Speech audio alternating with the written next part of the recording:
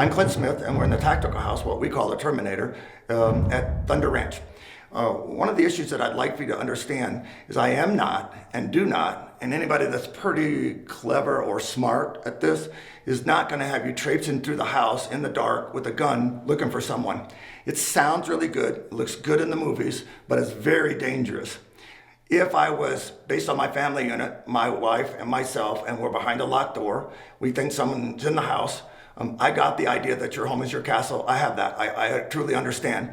But to take yourself out of a locked or secure, reasonably secure area and then go forth down a hallway in the dark looking for stuff, okay?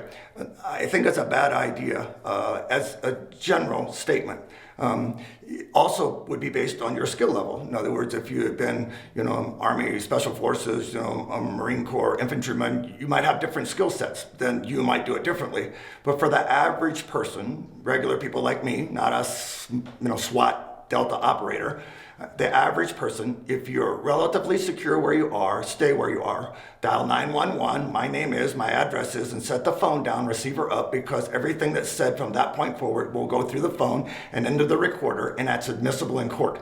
So I'd keep it short, keep it clean, stop, go away, you're scaring me, I called the police, and personally, I would never tell anyone that I had a gun. When they kick my bedroom door in, they'll find out I have a gun. They shouldn't be in my house to start with.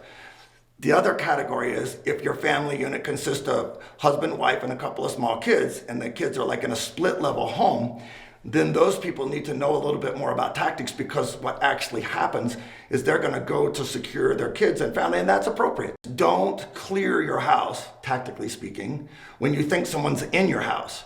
Clear your house now, next week, next month, a couple of times the following month. In other words, so that when you think there's someone in your home, that's not the first time you picked up your gun to go through the house to find out. But remember that when you do tactics, it's a lot like an emergency vehicle.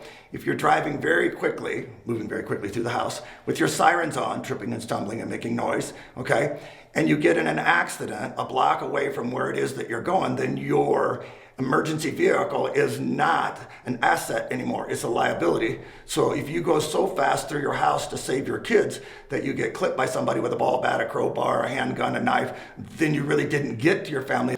So the deal with tactics, they sound good.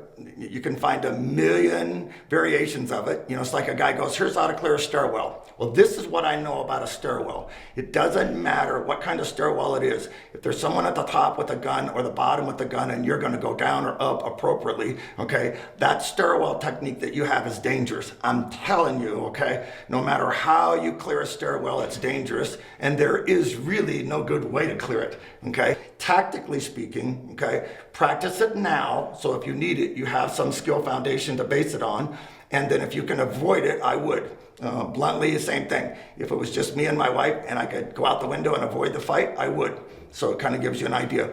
Almost every year at the SHOT Show, someone asks me, they'll go, hey Clint, if you had a 2-minute warning, what gun would you pick up? If I had a 2-minute warning, I would go out and get in my car, start it up, back it through the garage, okay, without opening the door, put it down into drive, and with like 600 horsepower, I'll have the car about a mile away, okay, before anything happens. So you go, we were running from the fight. Yes. Graveyards full of brave men who stood and thought it was a good idea. George Armstrong Custer, okay? So don't do it if you don't have to.